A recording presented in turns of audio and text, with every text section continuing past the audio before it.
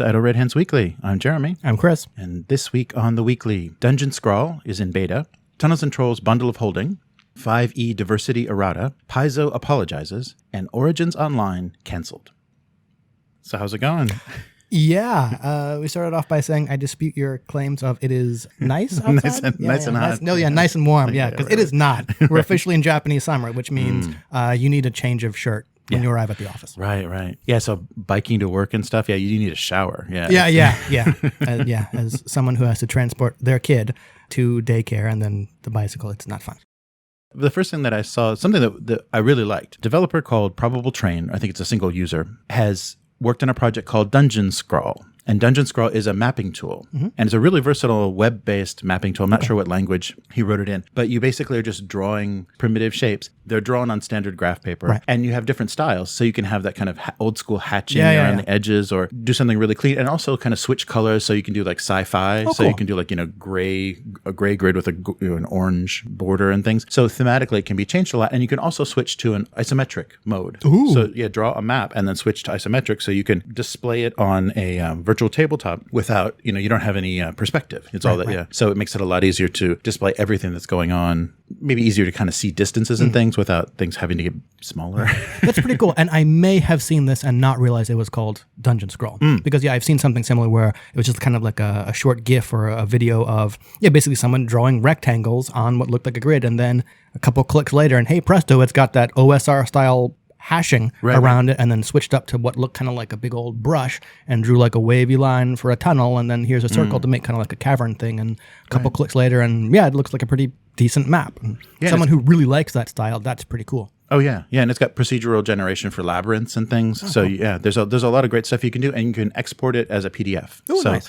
It's usable in just about anything, and printing it as well. The developer started working on Dungeon Scrawl on May 8th, and was just kind of playing around with generating grids and hatching, set up a Patreon. And so this is all funded by their Patreon. Cool. Right now, because it's been funded so well from just donation, it's in open beta completely for free, no paywall, no ads, and no locked features. So basically, I think it's going to remain completely open to use, and the people that are really liking the tool or want to use it more, then support the Patreon. And so he said this tool is in active development, features are being added, bugs are being squashed, and then feel free to contact him about any sort of requests for features. So really, nice communication. And there's a Discord then to take part in to discuss what's going on and follow the development of this. And then also on the Discord, there are rewards such as download keys for future standalone versions of the tool. So he's going to do like an executable, maybe not a web-based. And so if you're supporting it, then I'm sure any people on the Patreon at certain levels will probably have access to download keys. So it's a great project. I really love how easy it is to use and how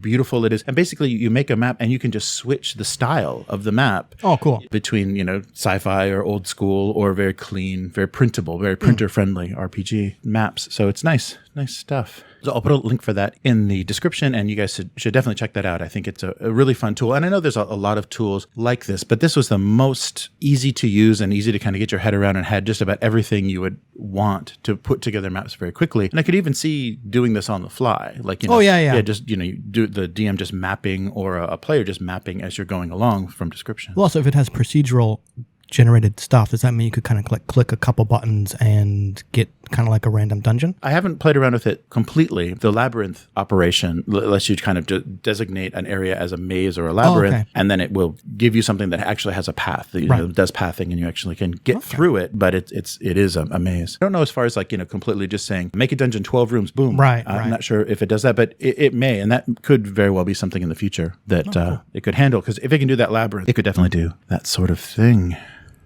So Tunnels and Trolls is available now as a bundle of holding. They did one back in September of 2018. This, of course, is including more books and is updating. Anybody that has that bundle, they update the PDFs. Right. If you don't know, Tunnels and Trolls is published by Flying Buffalo and was kind of reaction to Dungeons and Dragons. It's D6. I'm wondering if I actually have a copy of Tunnels and Trolls. Possibly. You probably do. Yeah. With all the other random crap I've accumulated in my Google Drive, I probably do. Yeah. So I would really suggest, these guys have done a really good job. We've talked about it before. It's a great alternative fantasy RPG. It's got a great sense of humor. It doesn't use race. It uses kindred. There's a lot of nice differences to D&D. It got around a lot of the kind of problematic things that the D&D just went headfirst into. Right. Okay. And it also has a sense of humor. So the spells have kind of ridiculous names. Oh, go away. Or poor baby is the healing spell. Okay. Or take that, you fiend, is magic missile, basically.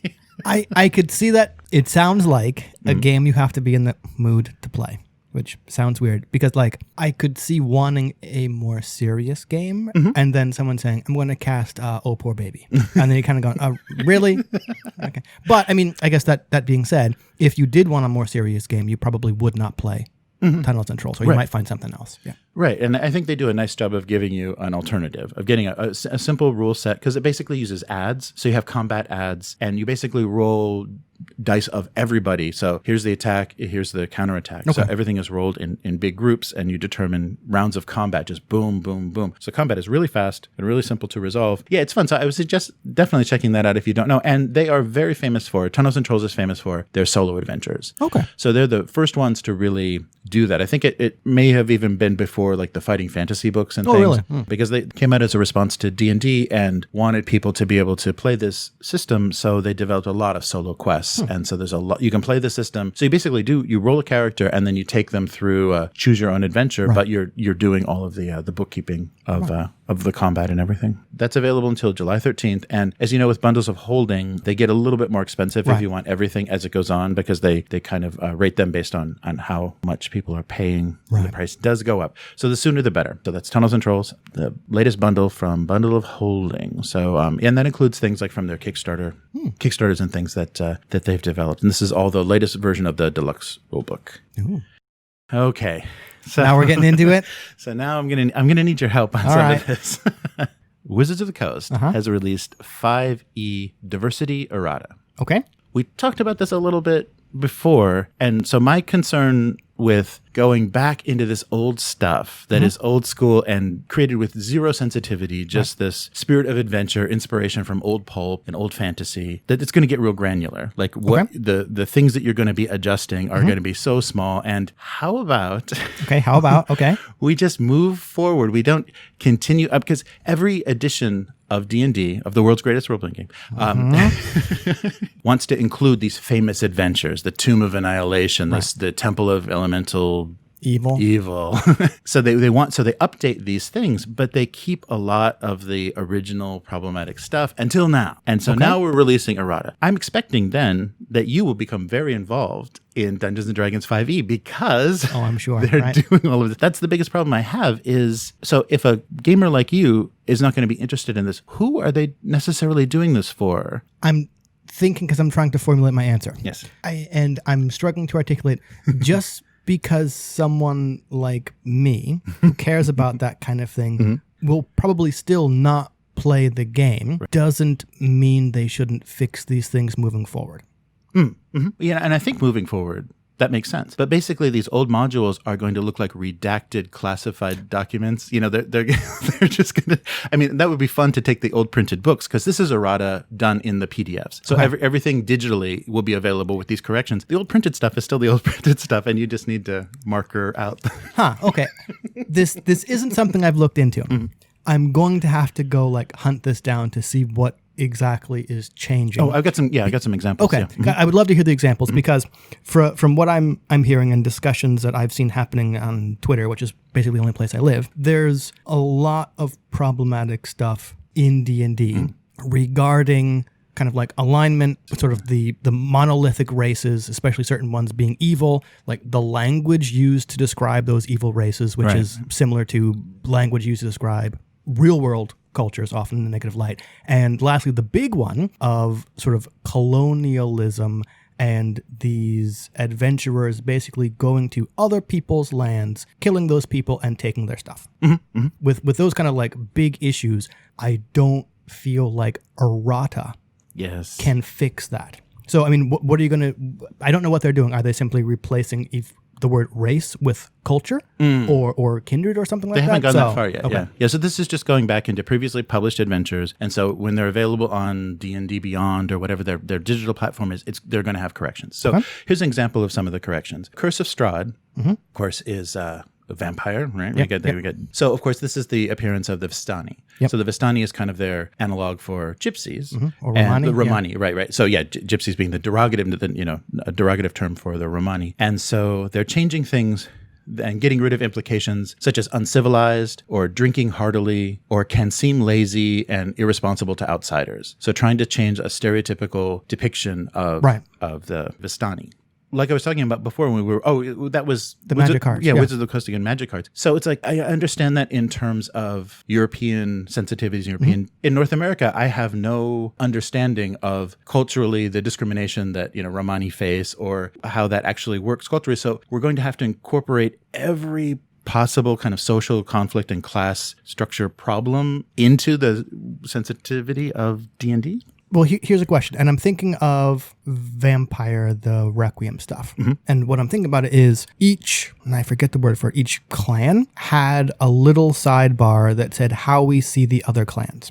And they were all different. And I'm bringing that up because, while I understand your point, and I understand that we might not have the cultural knowledge to kind of pick out some stuff is just blatantly wrong. Right. Yeah. But what I'm getting at is, unless there is an alternative description or sort of like a counter description, essentially, you're only presenting this culture in one light. Right. So I understand getting rid of that if there is not another voice in the product sort of counteracting that. And I don't necessarily mean like one or two stand-up characters, like Drizzt Do'Urden for Drow. Like, that's not enough. One of the good ones. Yeah, one of the good ones. Exactly. One of the good ones. Like, that's not enough. There has to be multiple perspectives of this one culture, whatever, all sort of presenting different ideas, but is possibly one way to do it. And then there's just some other stuff that just take it out, regardless of who it is. Right. I think that originally they are seeing this as color. They're adding some kind of background characters or NPCs you're going to run into, and they're going to have some crazy quirks. They're heavy drinkers, or they're whatever it is. It seems like it's getting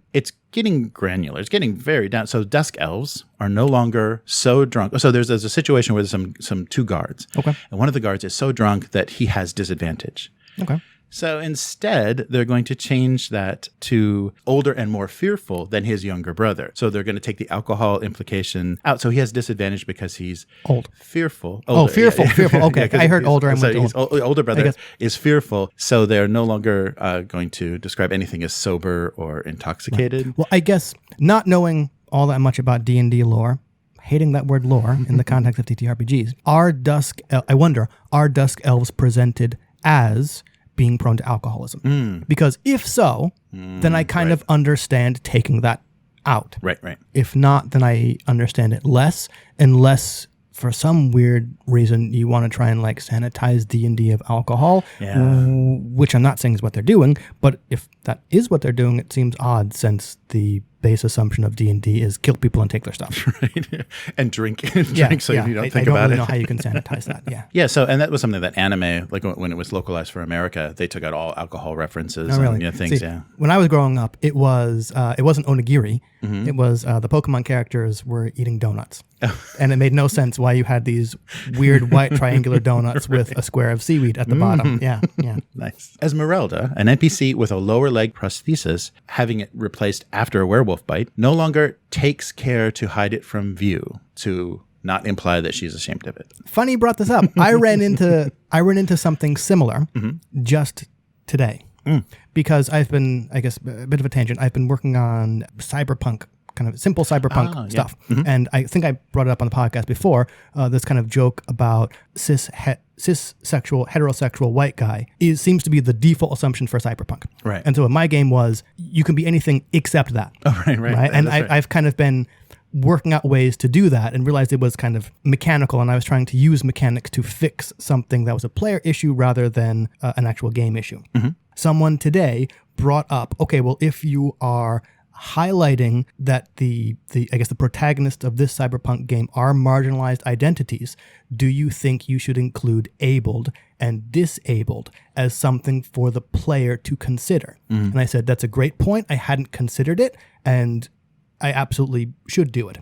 But then I feel you run into the pitfall with, especially in cyberpunk game, of cybernetics, of being able to replace and fix body parts. And I think I don't have the knowledge to navigate that, because I guess getting back to that Esmeralda character, a lot of responses I got were, I would absolutely fix myself with cybernetics given the chance.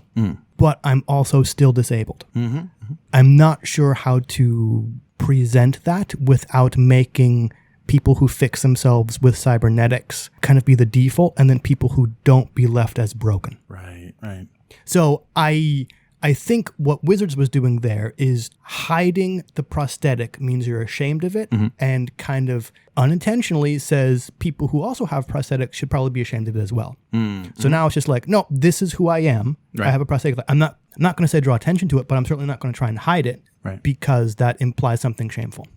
So I see what they were doing, Right. and I also get that it's a difficult thing to try and navigate. That's true, because you don't want to say, most of these judgments and things are starting from a point of abled and traditional standard kind of default thinking. I think those people feel it's a little bit difficult to try to make a complicated character that does feel incomplete, that would have some color, some motivation, some interest by, I need you to do this because I want to be whole again. I want to, and there's nothing wrong with creating a character like that. But if, like you're saying, there's no alternate view of that, then it just means if you're missing something, you're broken. If you're missing something, you're not whole. I think that is difficult, but to kind of go down to that and just try to, I don't know, like sanitize everything in a way that you're going to lose some interest and some complication. I don't know if it's worth it. I don't know if enough people, so one more example. Sure. And then I'll kind of tell you what I think is just really going on. So Tomb of Annihilation in the port of Nazara and Chult, these areas are inspired by African cultures. So they're using terms like exotic, tribal, and savage in reference to these places. And the exotic wares, tribal goblins, and things. So they are taking away all of those references. So now they're making it a bastion of civilization and commerce in a terrifying land. So taking away all references to savage, tribal, exotic. But the interesting thing that they did leave is in the law and punishment section, they make a specific reference to saying slavery isn't illegal in Port Nazara, but it is frowned upon. So they left a really odd kind of dated reference. Like, maybe let's just take that completely out of an African themed setting. That's kind of weird. Did we say it's then frowned upon? It's not. Frowned upon. Yeah, I don't know. So there's some odd things. So the motivation for this, I really don't think. Maybe individuals. I don't want to judge individuals because I think people have good intentions. But overall, the corporate entity of Wizards of the Coast and their parent company, Hasbro, don't give a damn about your sensitivities, don't give a damn about offending you. Yeah, probably not. They are just shoring up, they're just maintaining their lead. They're just, maintaining their stock price. They're keeping shareholders happy because there aren't going to be articles criticizing D&D for being racist or ableist or xenophobic or so. There are in the circles I know. But and because they know and they are seeing like Paizo and other companies being more active, being more socially sensitive, being more active and making changes more quickly. I just think this is about maintaining their lead and saying, hey, yes, see, we did something. We did something. We're making changes, and these changes are small and kind of insignificant. And I really think if they cared a lot, just like my discussion of Lovecraft, you shelf this whole thing and you say we're going to start with a non-Eurocentric fantasy-based system that doesn't have any of these problems. That we're going to start clean slate, which they will not do. You won't have D&D then. But I'm just saying I love the old original spirit of D&D, but it's got baggage. Yeah. And you have to acknowledge that. And if you acknowledge it, it's okay to play it. There's nothing wrong with you for playing it because it's a good way to kind of think about those things and realize where we've come to, realize how things have changed. I don't know if I would agree with you where it's a good way to think about these things because as I said in that 40K discussion, unless there is something in the universe to kind of point out, hey, maybe these things are wrong, it's going to go over some people's heads, which I don't think you can avoid. But at the table, though, I think some people, there are people that will enlighten other people. I think interacting with this world, you'll have somebody that says, I don't know about this. And like, why, what do you have a problem with this? And then it's a discussion. It's a discussion. I also think that I see that going two ways. The smaller way I see that go, or the less frequent way I see that going is the person bringing it up and then sort of discussing it at the table. However, that would probably fall on a person of color, which ends up becoming emotional labor, which is not something they should be forced to do. And the other way I see it going is the person removing themselves from the game and going to a different group where that thing is already understood. I agree with your point about WotC and Hasbro probably just patching this stuff. I guess my counterpoint to that, and something I didn't expect to kind of get into in a tabletop RPG podcast, can you expect a company to be ethical? My answer is no. So I agree they're probably just doing it to maintain their lead or to maintain customers. I think that's the best you're ever going to get with a corporation or a company. And so to me, it's not an issue, but if kind of the end result is something more positive, I kind of don't really care why they're doing it. I think this kind of thing, it's just a little bit silly how much they pretend to care. Okay, I can agree with that. And I also, kind of like we discussed before, editing this, well, and it's not completely gone because there are still records of it, but like editing this stuff out kind of isn't acknowledging the problem. Where it might be better to just have like a big old disclaimer at the front of the book saying, hey, we've kind of moved on from a lot of this stuff. Right. However, to erase it is to kind of pretend it didn't exist. So we're at a different place now, but these are being presented as they were originally to kind of, I guess, maintain, I don't know, something. Similar topic. I recently got my physical copies of the AAA games All for One Régime Diabolique game. That's the Ubiquity-powered French Musketeer supernatural horror mashup. Nice. That was printed in 2010, and reading it again, I ran into some similar issues. Where I guess one of the big ones is I got an adventure compendium, and a main plot point in that first adventure is one of the NPCs is Romani and is accused of witchcraft specifically because of that. Throughout the book, they call her a gypsy. And even though this is set in 1636 France, I kind of looked at that and went, The other thing was all the characters have to be male, which I understand. French Musketeers. Right. And to AAA's Games' credit, they had a supplement called like the Queen's Musketeers. If you want to play a female Musketeer, here you can do this. They also say the GM can just completely ignore this. They also point out that a female character could masquerade as a male to play a musketeer. And one of the sample characters is exactly that. And I guess where it kind of ran into problem for me is there's no mention of the person possibly being transgender. And it is presented not all the time, but as either kind of comedic relief, like this could possibly lead to some interesting role-playing, things, which again is possible, or as kind of like a negative. The other one is in the romance section, and there's a really decent section in that book about what swashbuckling is and how romance is a big part of it. And that doesn't mean sex. It means kind of more like courtship and stuff like that. Every instance of the target or the other party in the romance is she. Assuming all the characters are going to be playing male musketeers, I kind of understand. But I'm sure there were gay people in 1636 France. So even if you want to it's one of those things where I understand you want to stay or have some kind of historical reference. You also have to acknowledge the audience of your book and the sensitivities of the current time. So I think even though it's 2010, I look at that and say, this is kind of dated. Like I said on Twitter, none of the stuff in that book felt malicious.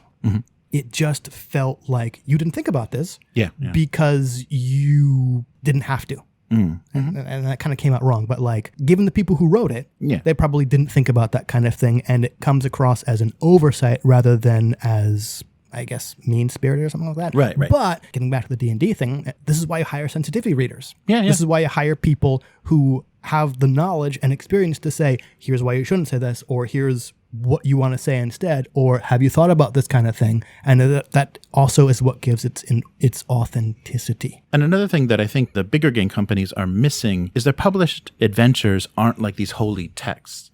You, in the hands of a experienced DM that knows his group, they're just going to be cutting and hacking and slashing stuff that doesn't work, that seems weird or awkward, or in the case of a prosthesis, if there's you're playing with a veteran that happens to have a prosthesis, it's like, okay, we're not doing that. I think a lot of this it will be solved at the table, and for these companies to say, well, we bestow upon you this perfect text. It's like, we're just going to pick and choose from what you wrote because it's not a perfect piece of. You are, and you didn't say this, but I still think the company has some kind of responsibility.